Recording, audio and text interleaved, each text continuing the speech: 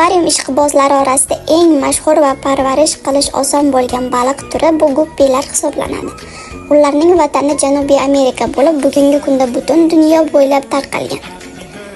Guppilar o'zining yorqin ranglari va turli shakldagi dumlari bilan ajralib turadi. Kichikroq 2-3 cm, lekin juda yorqin rangli va dumlari katta bo'lgan baliqlar erkaklari hisoblanadi. Kattaroq 4-6 cm atrofida rangsizroq, odatda kulrang va qorni shishganroq bo'lsa, bu urg'ochilari. Guppilar uncha injiq emas, lekin ular sog'lom bo'lish uchun quyidagi sharoitlar tavsiya etiladi. Suv hajmi kamida 15-20 litrli akvarium ular uchun xosdir.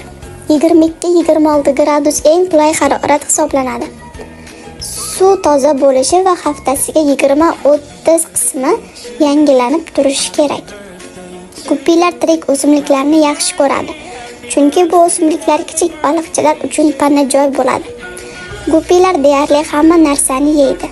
Do'konlardagi maxsus donachalar va qitiqlar, artemiya, dafniya yoki maydalangan qon qurti.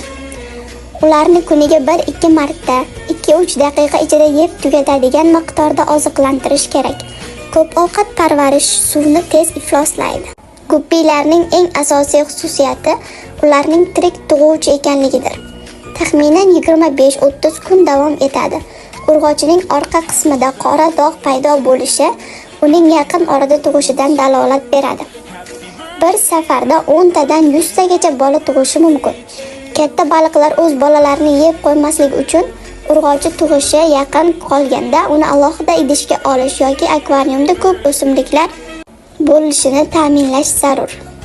Baliqni oltin baliq, goldfish yoki skalyarilar kabi agressiv baliqlar bilan boqish tavsiya etilmaydi, chunki ular guppilarni yeb qo'yishi mumkin. Foydali maslahat: agar siz endigina akvarium olgan bo'lsangiz, birinchi navbatda faqat erkak guppilarni boqishni tavsiya qilaman.